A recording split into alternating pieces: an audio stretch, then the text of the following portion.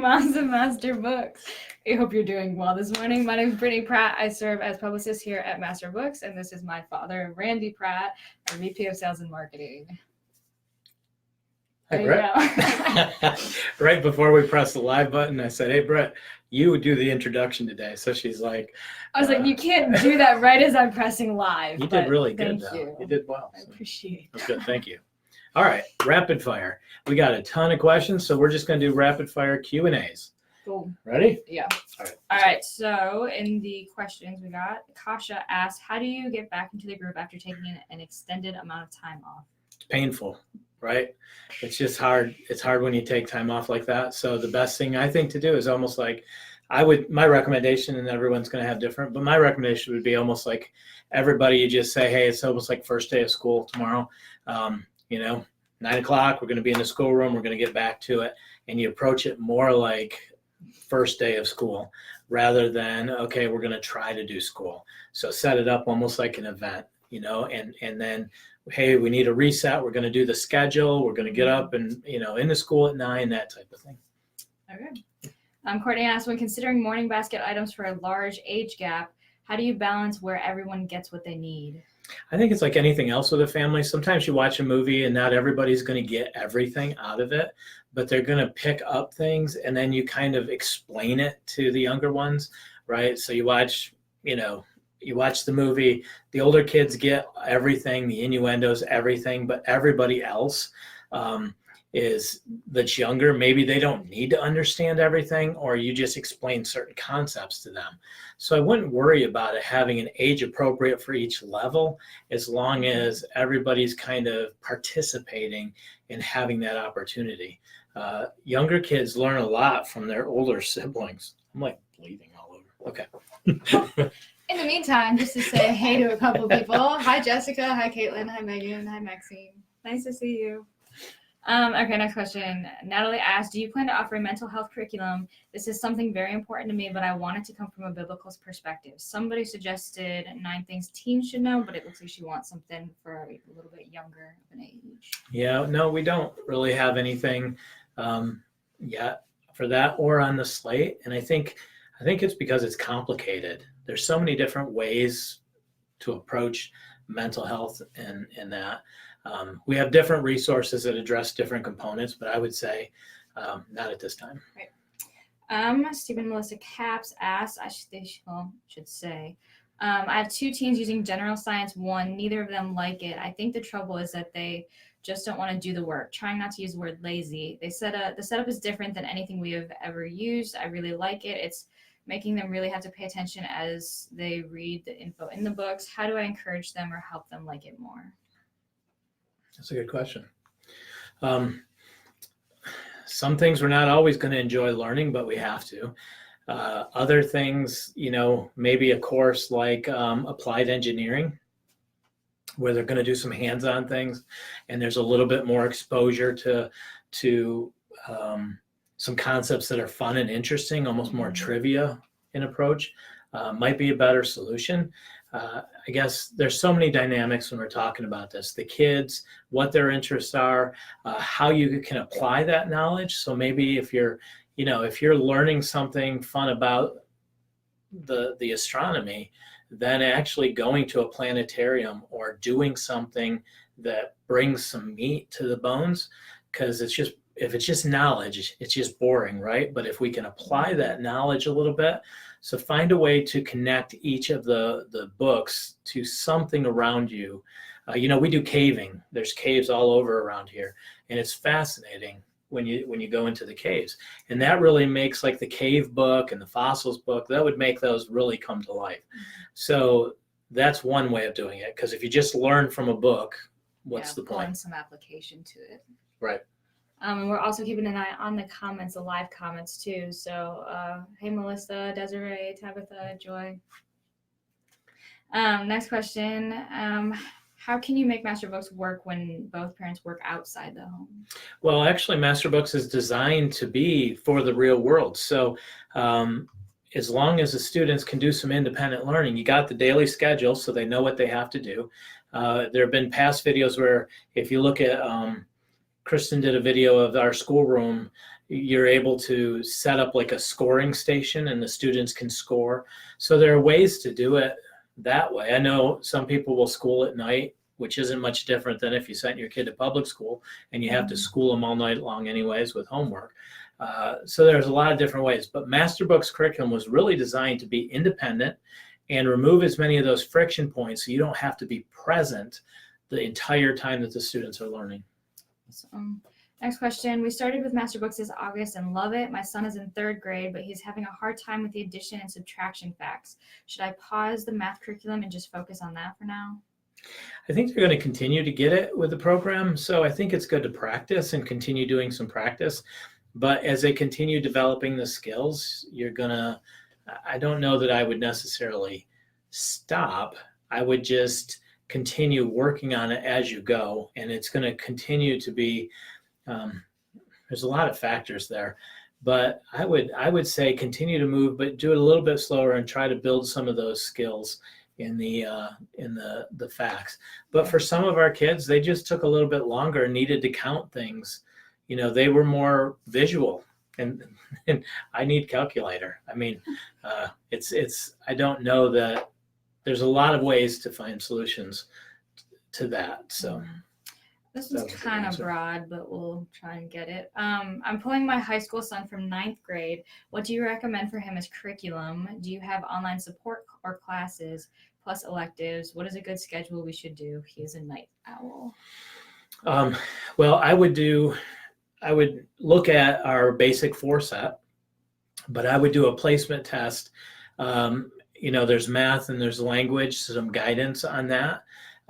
So depending on how well he's done in 8th grade public school, I would start, the 9th grade set. But if he's not ready for the algebra and his writing isn't as good, then you may want to move him down and cover some learning gaps. So there's placement tests for those. We don't provide online support other than outside of this group and the support we provide here for products and the moms.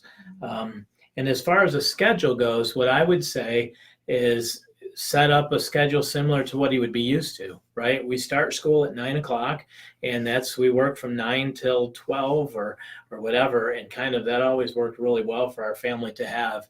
This is when you're expected to be kind of in your seat or in your space doing the work. Yeah. It's going to save you from, especially if we're up all night and then we want to be, sleep all morning and then we don't feel like doing school.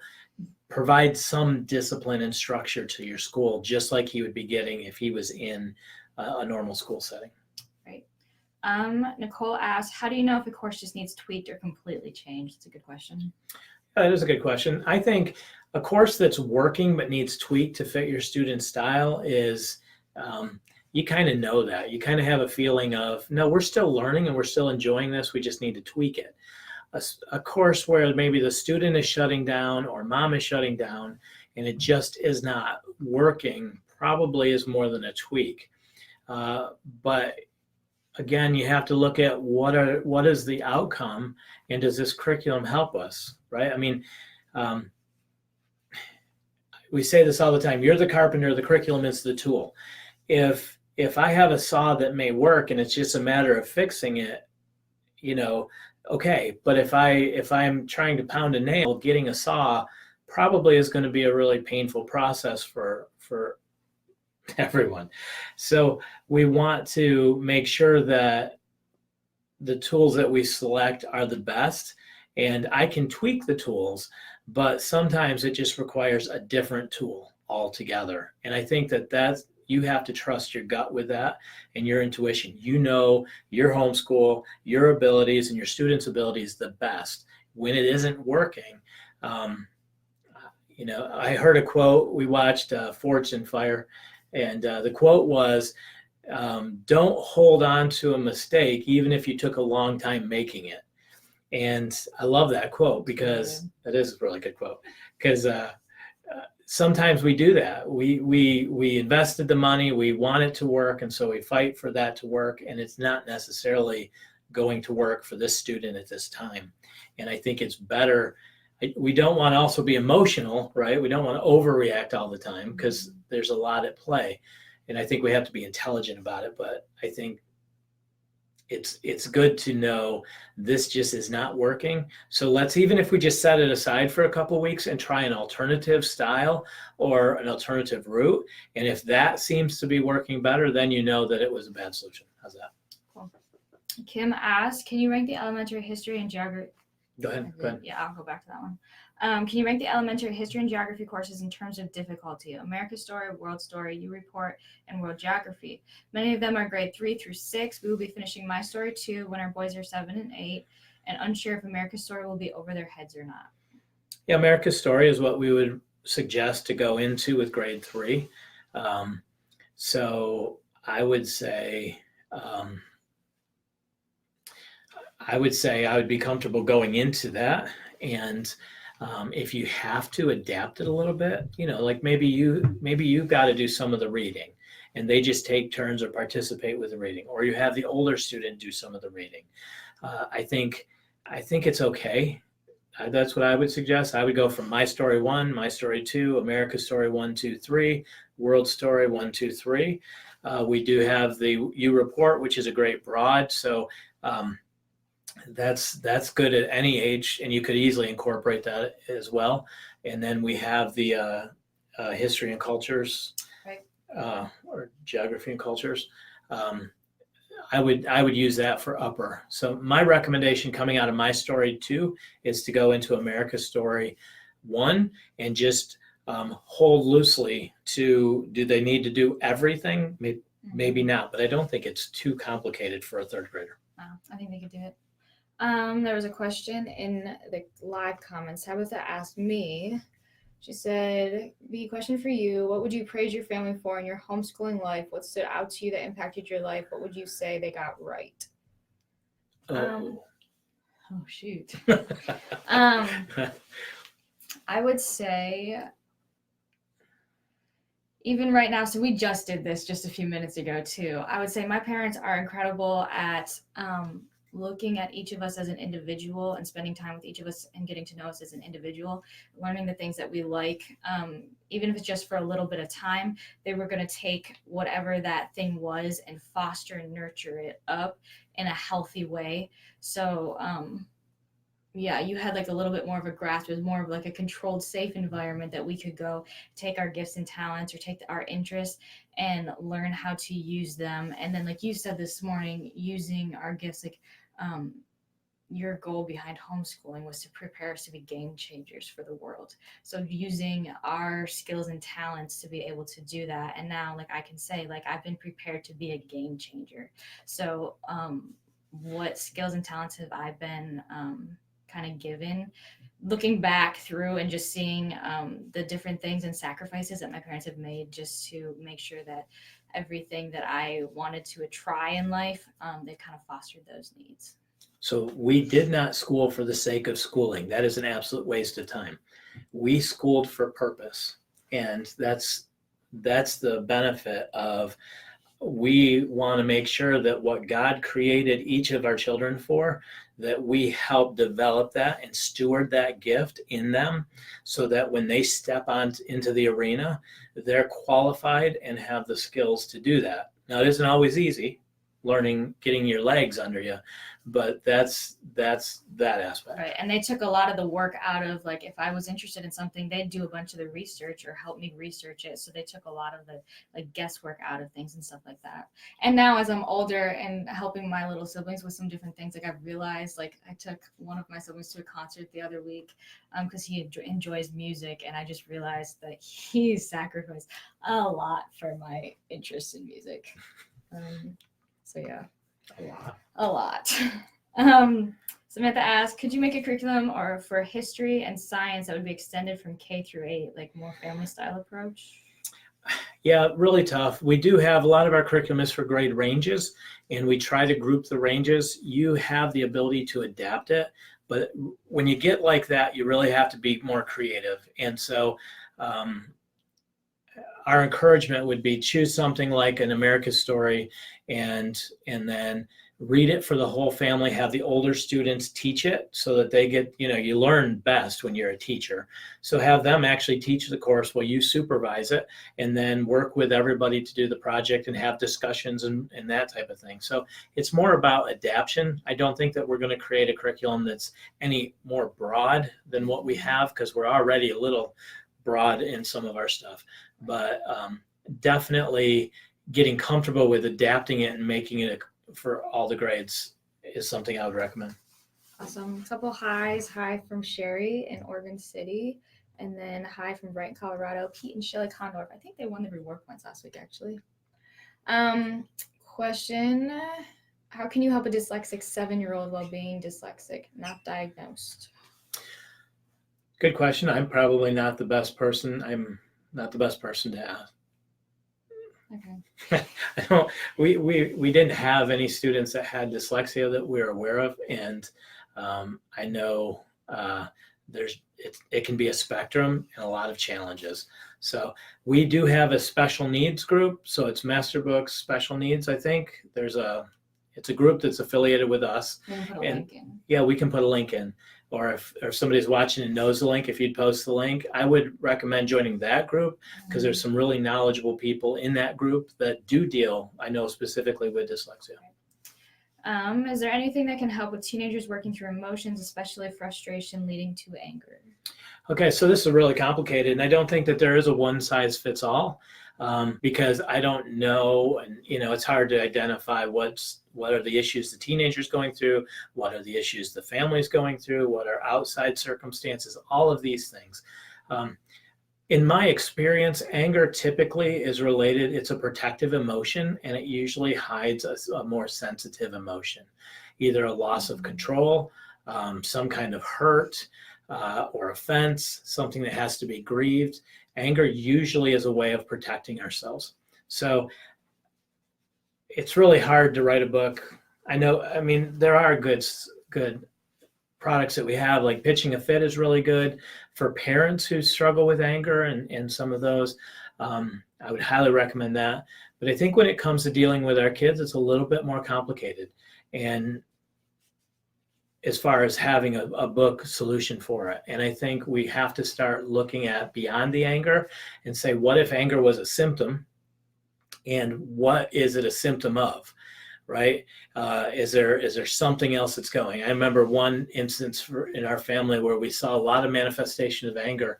And when we really got to the root of it, there had been a hurt that had occurred. And that's what really needed to be dealt with. And as soon as that was dealt with, the anger went away. Mm-hmm. Okay. Cool.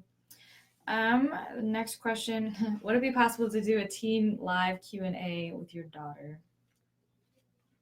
Absolutely. Brittany's up for that. Here's what we'd like you to do with that. Post the best times, like post what times, and we'll kind of get an idea of when we could do that. And I'll ask the questions and Brittany can answer.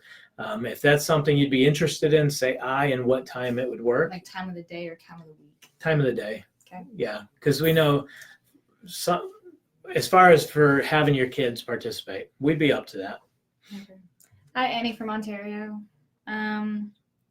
Anything being discontinued that I need to buy now? Anything discontinued? The British history that's in the flash sale right now for $20. That's being actually incorporated into the world history, but that set is being discontinued. Science starters, I believe they're not being promoted as heavily. I don't know that they'll be reprinted. Outside of that, I don't know of anything. Okay. Do you change your morning baskets every year? And if so, will the old bundles still be offered? Right now, I'm in the process actually of building the homeschool catalog for 2020. And if we find good morning basket solutions, we do it. The ones that we have in the past really were effective. A lot of people liked them, so we probably won't discontinue them. But it's kind of, it's up every year. We just kind of evaluate the effectiveness of the packages. When teaching through basic language skills, is proper writing important, or just the ability to form the letter? Or maybe. I think, yeah, that's complicated. The approach typically would be celebrate the wins that you have. So if you've got them writing and they're excited about it, then don't kill them with the details. If they're already a good writer and then you want to fix it, right? So think about it that way. Like when a student is learning to walk, or when a child's learning to walk, you let them walk. And if they fall over, you just say, it's okay, get up, come on, we can do this. But after you've been walking for a while, if your kids, you know, if my 10-year-old just falls down all the time or is tripping all the time, now we're going to refine those skills. So I'd relate it that way. That would be my opinion.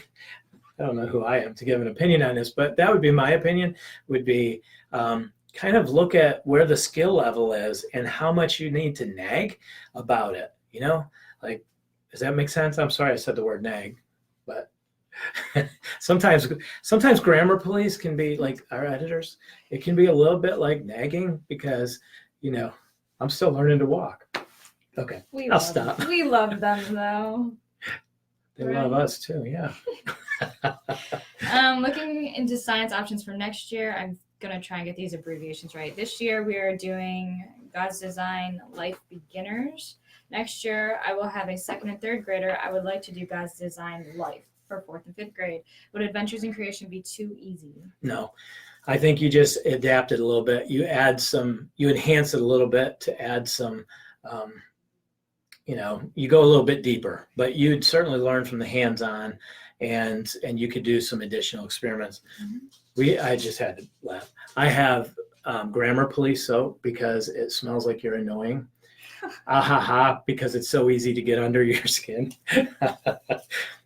That's the relationship we have with the editors. Okay. There are some questions in here that I kind of skimmed over. We'll kind of go back through later and answer some of those. I'm going to go back to the ones that we already have. Will you be extending language lessons past level 6? So right now, Kristen finished writing 1 and 2, and she did that while also going through cancer treatments. So we're not talking about that with her right now. It may be a future thing, but she's just happy to be done. She's done 6 books in 2-year period while going through treatment.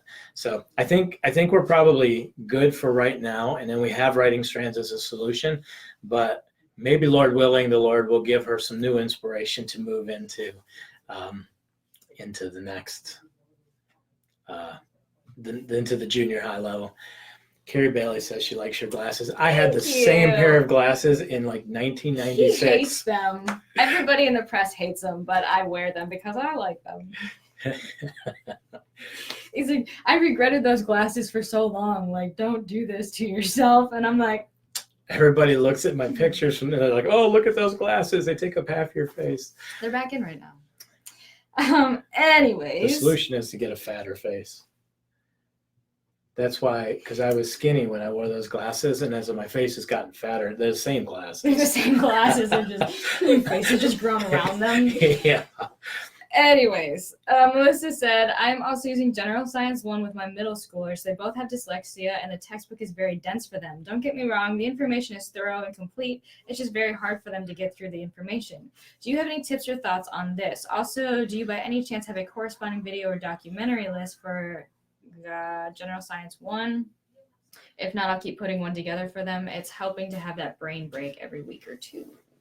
Yeah, there's nothing developed that we have for it, for like videos and that type of things, per se. Application is a big one.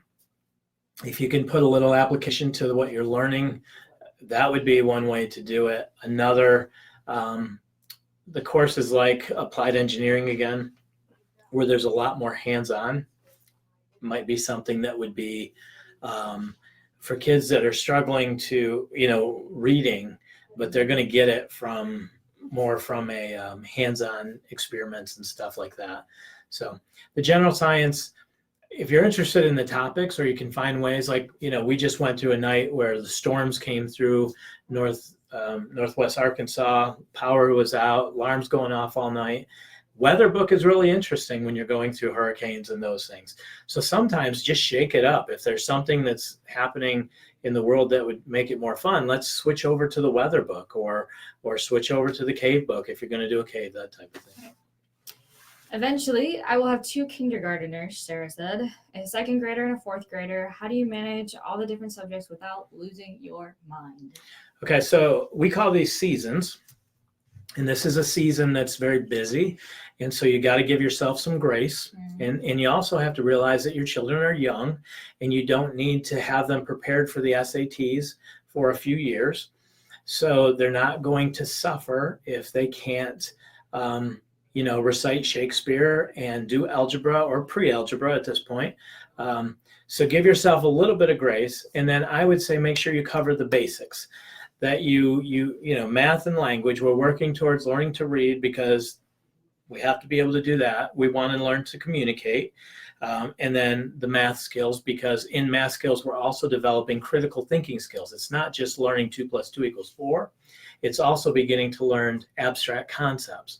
So I would look at the basics first, cover those, and then add on. But if you have a manageable lifestyle where you can do, hey, everybody could do my story, and we can talk about our community, we can talk about other cultures, and just as a family have that discussion time. That's one way to incorporate everybody into it. The ages are tight enough, you could do one room classroom style pretty easy by just choosing books like that, and then do like Adventures in Creation and do the experiments together. A kindergartner is going to get as much out of that as a 2nd grader. In fact, some of the parents are like amazed at the things that are being taught and that they're learning in the 1st grade science. Also, I just realized that our mannequin has the whole world in his hands. He's dapping, kind of. Dabbing. Dabbing. No, he's dapping. All right, keep going. Okay. Great. No, I don't know. Okay. A couple people asked, in the future, will you offer anything else for middle school language arts besides writing strands? Yeah, we kind of answered that. We'll, at the present moment, we've got to finish up the 2 that we have, and then we'll look at that. Bambi asked, did I hear new catalog? Yep. I'll sneak it up. That's just first pass, but we're working on the 2020 catalog. We have some exciting products coming, and this will answer. You saw that first. We have Stepping Stones coming, which is a preschool curriculum written by Carrie Bailey. Language 1 and 6 will be out. I'm preparing for a trip to Christian book distributors to let them know we have More Than Words coming out, 3 and 4. We have American history, world history. These have been updated, and they're actually being colorized, thank goodness. You guys are special. You're going to see this. I know it. The elementary apologetics, so the next 2 books in the series is there. We have Adventures in the Physical World, which is the next in the series for Let's Talk Science, and that's exciting. We have another cultural issues on the answer books. Here's one that everybody's going to be excited. This is going to answer a lot of questions. That's why I'm doing this. Craig Froman, who is the author of our passports book and the other, we have Children's Atlas of the USA coming out. And heard it here first. And then we have, so the Children's Atlas, and then we have Passport of America, which is coming out, and that is going to be elementary U.S. geography and social studies. So if you enjoyed the world cultures and my brain's geography and cultures, yeah. If you enjoyed that, you're probably going to enjoy the U.S. Geography and social studies. Quick question related to that.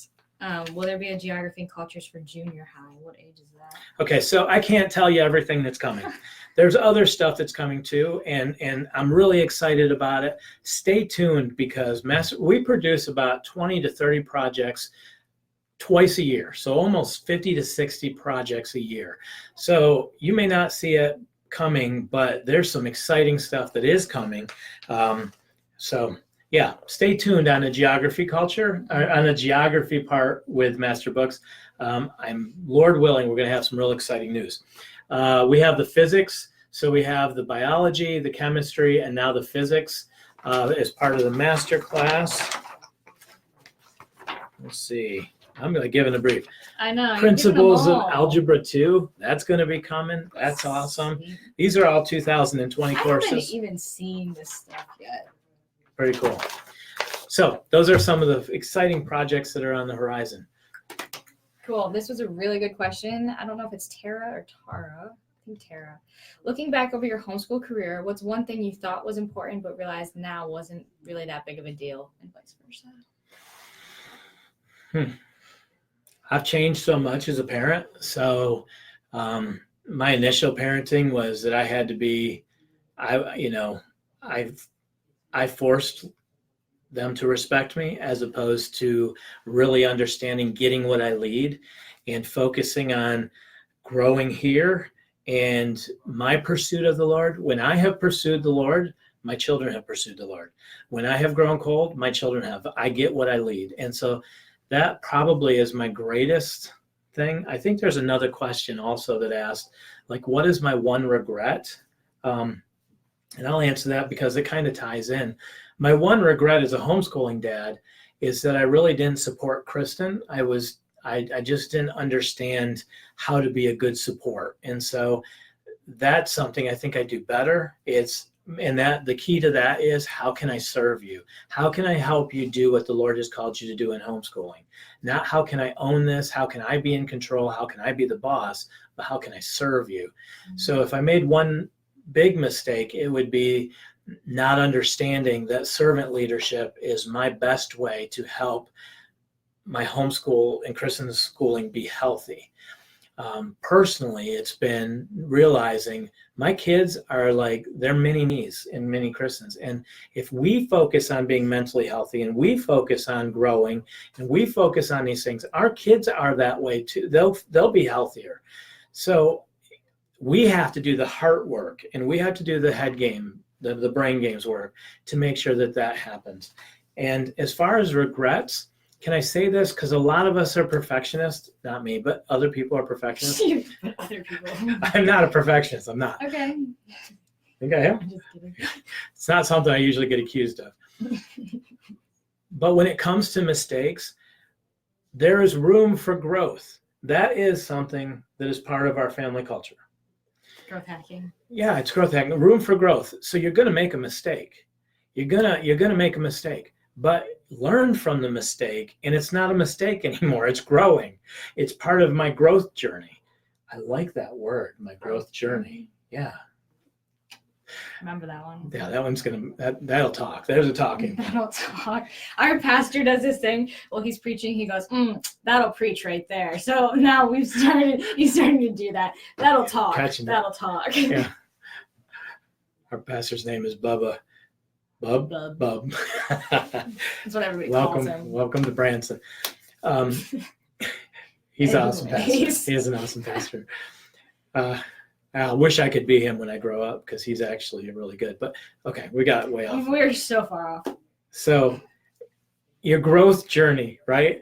It's with homeschooling, you're going to make mistakes. Accept that. And I think I've talked in teaching tips, like allow room for mistakes because the mistakes are how we learn how to do what's right. So, okay. We could do a whole teaching tip on that. Yeah, we'll try and go quick through these. Have you ever considered partnering closely with distributors in Canada? Shipping costs are crazy. Wait. Okay, Joy, we are partnered closely with distributors in Canada. What is it? Canadian Home Education Resources, House Learning. We have, my mind is drawing a blank as well. You can post them. Yeah, there are distributors in Canada, and they actually some of them ship into the U.S., drive in, buy product, and ship it. And they are shipping a lot of Master Books product to Canadian resellers. Mm-hmm. So there are Canadian options available. Who was it with Anchor? I don't know. I mean, I think the Canadian market is an opportunity for people. It's a good time to start a homeschool business in Canada, but we do have partnerships there. Okay. Is there a timeline for when handwriting books might be available? Handwriting is, yes, it's moving up the charts. So I don't know that it's going to be available in 2020, but I know that it'll be available, I would expect, within the next 2 to 3 years. Let me said, my brother-in-law's a preacher. He uses that same saying. Must be an Arkansas thing. That'll preach right there. He said, wow, thank you for saying that. I'm a mom to 9 and I have no help. My husband works out of town working. And I feel like I'm failing my kids and I'm trying my best. Is there a time where you just had to take a break, or how do you handle it? Yeah, so we had 9 kids and I did a lot of traveling, and we grew a business and we pastored a church at the same time. These are seasons, and that's why a lot of Master Books is set to remove the unnecessaries and focus on the basics, and then you can add it. Jessica McCullough added Word Alive to Canada. Yes, thank you, Jessica. So in that case, I would say focus on the basics. What really needs what, 80-20 rule. These are like teaching tips and Master Books. So the 80-20 rule. Can you go back to this one? Yep. I don't know how to say that. Apollonia. Apollonia? I'm going to go with that. And we're sorry if we got that very wrong. Mrs. Sanchez. Here's what I would say. The 80-20 rule. 80% of our effectiveness comes from 20% of our efforts. In your life, figure out what 80% isn't contributing to the growth and health of your family. Remove those things and focus on the 20% that will give you the most bang for the buck.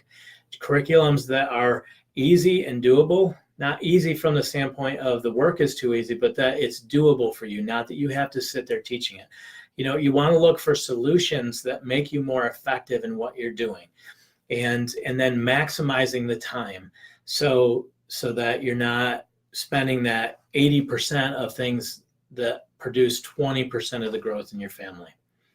Again, that's like an entire teaching tip. We could do a whole day seminar on that, but that would be like my very quick answer. Right. Hopefully that's helpful. Somebody requested an overview of the book Pitch and a Fit. Wants to do a video on that.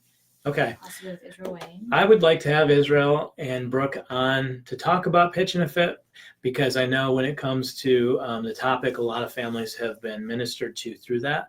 So I think, we'll make a note. Schedule. Somebody, I know there's a bunch of comments for Canadian distributors. Share, Learning House, Word Alive, just so you know that they're in the comments. Yes, and these are resellers that sell Master Books product, and if you don't have it there, they'll order it in for you. And Heritage Resource, it's another one. Yes. Somebody liked your growth journey. Mistakes are definitely how we learn, and I like to make sure that my kids know that. Will there be a high school art? Probably. Will there be a Black Friday or end of year sale? There will. So there's going to be, it's not a Black Friday, it's a Cyber Monday. Last year, I don't know if you remember, we launched a new website. Somebody in marketing got the bright idea to have a Black Friday sale that started at midnight with a new website. The thing went crazy. And at midnight, the moderators who were still in the group started pinging our phones. Oh my goodness, the site is breaking, things people can't check out. It was awful. It's a good end to our Thanksgiving. It was. I was up all night and the next morning.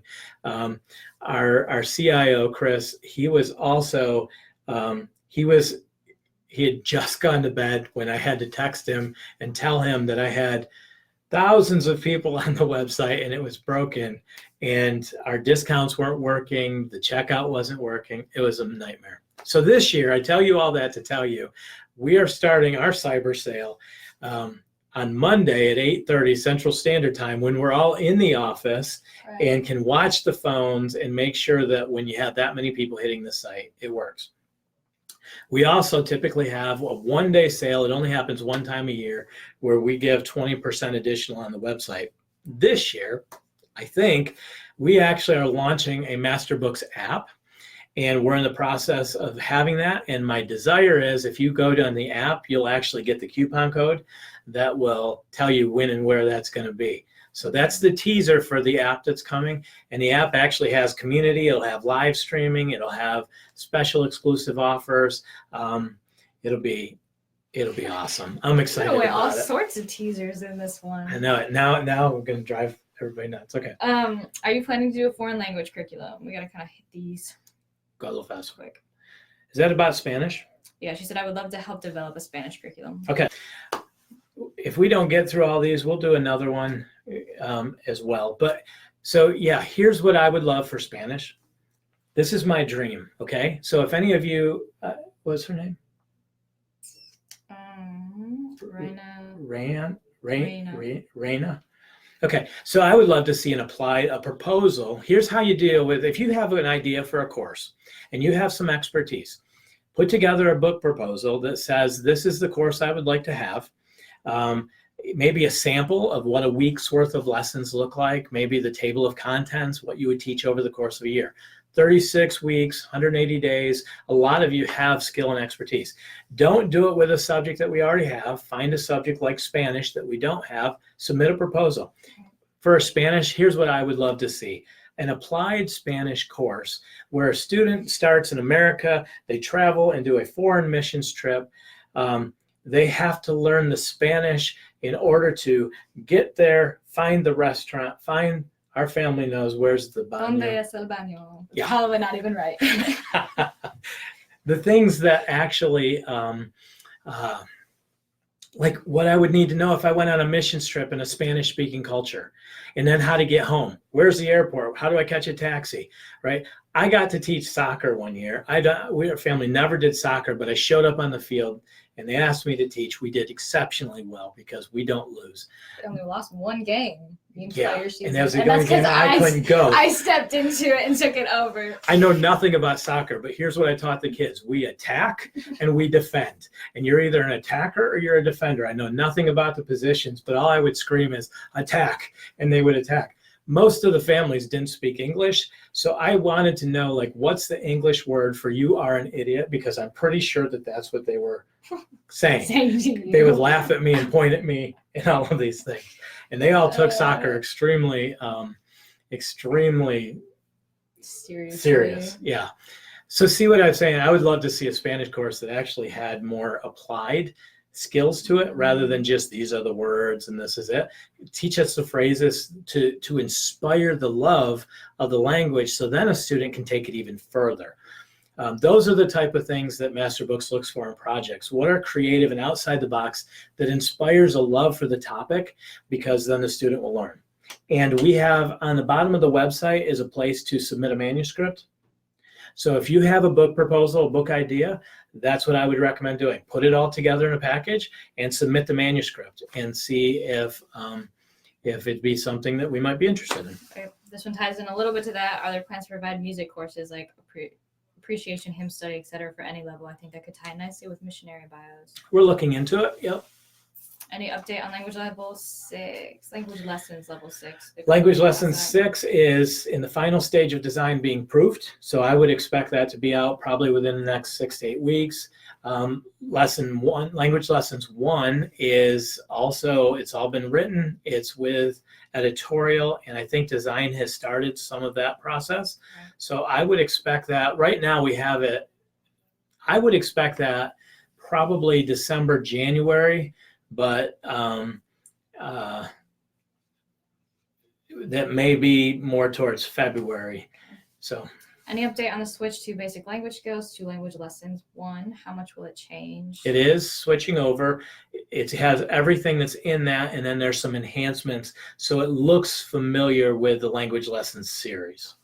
Do you know the approximate date for teaching companion for math lessons? So it's in the final stages.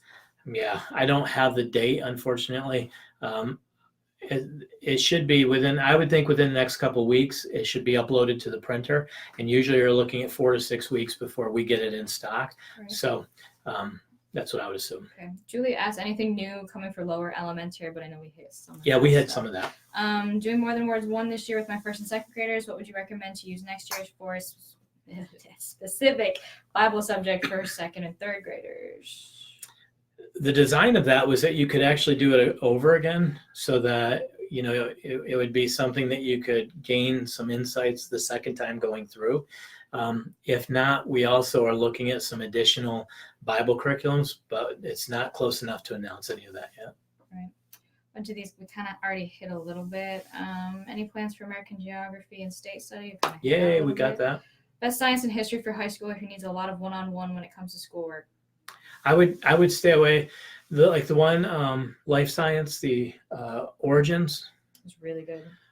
Courses like that are going to give a lot of application as opposed to facts and figures. I've been hearing about the teaching companion for math lessons. My children are in books 4 and 5. Will this companion help with the upper books, or is it more for the lower levels? Thank you. Well, it's for the entire course, but it's designed more to help you. The instruction is still in the books, so it's more designed to just help you know what you should have for those levels. But it's all the way from K to 6. Have you found that a particular daily or weekly subject schedule works best for those using Master Books for all core subjects? Not like the daily agenda in the books, but subjects taught on what days? Which are best earlier in the day or even on the same days? I realize that's more than one question. This is our first year using Master Books. Yeah, I think you have to growth hack that a little bit and figure out what works best for your family. And, do you do the harder subjects first? Do you do the reward and a hard subject on a reward? It really depends on the student. We give our students flexibility. So they have a daily schedule. They know what needs to be done. They're expected to be at their desks at 9 o'clock in the morning, and they're expected to get their schoolwork done.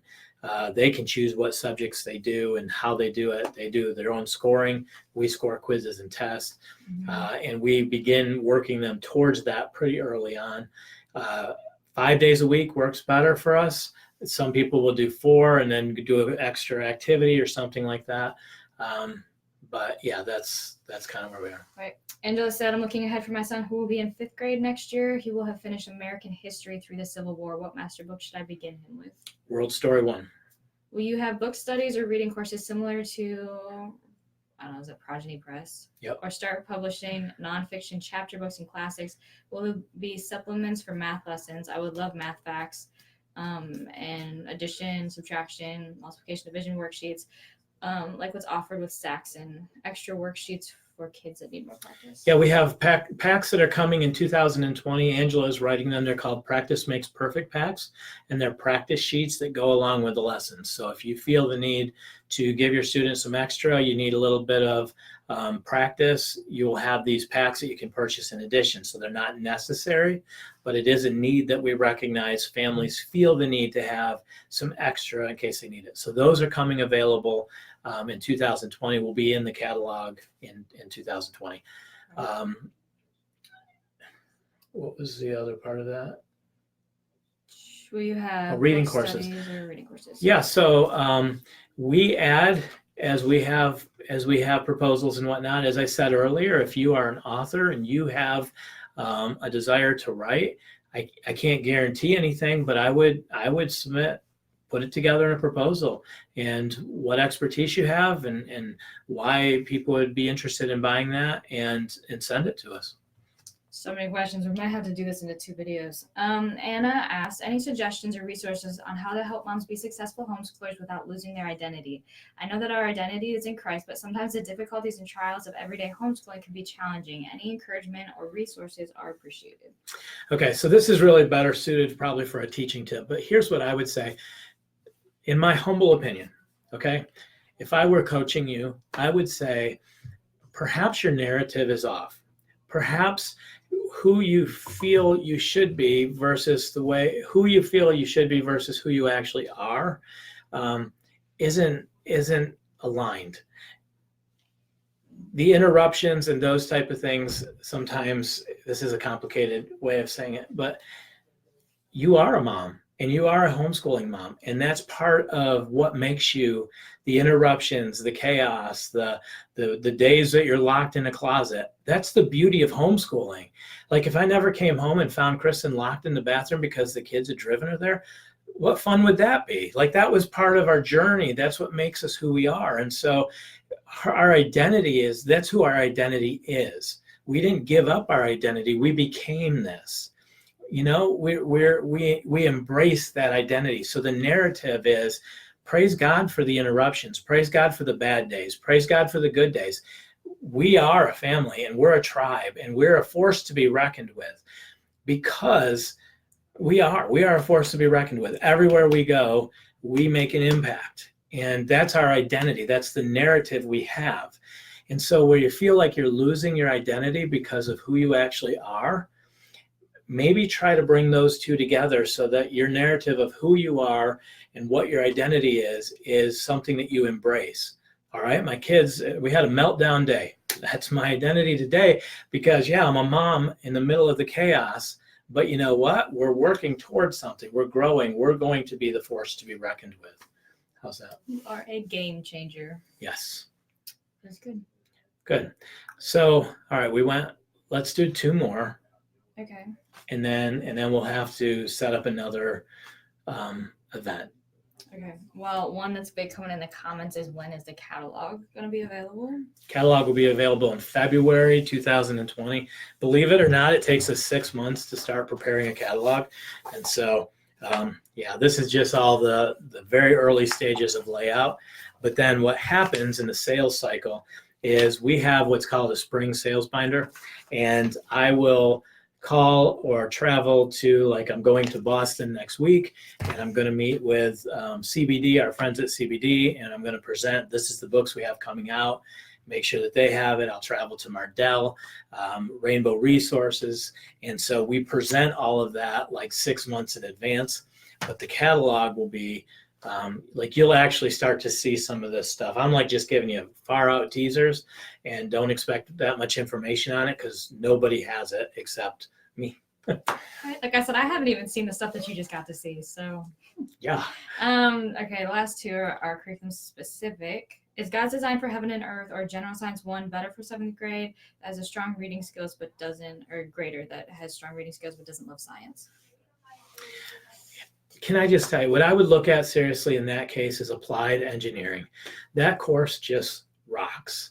For a 7th grader, it's going to help excite them for science. So that's my go-to recommendation. I love the other courses, and they fit kind of in the other realms, but that course is one that's not going to overwhelm them, but they're going to get excited by, science can be kind of fun, and it can actually help me defend the Bible. I would love audio versions of America's Story. It's coming. It's coming. Angela's working on it. Audio books for America's Story and World Story. I already read the question. That's what Angela's going to be working on. So yes, there will be audios for those. Okay. Then we'll do one final. Yeah. How did the authors of Master Books become part of the Master Books team? Submit a proposal. Yeah. And again, the proposal has to be something that doesn't exist. It has to fit the worldview that we have. And sometimes we have people that have submitted projects and it's 2 or 3 years out. So you also have to be kind of patient, but don't be afraid to follow up and say, hey, I sent a proposal. Does anybody think you're interested, type thing. We get a lot of proposals, and so it takes time going through it all and that. But that's definitely the way that I would recommend.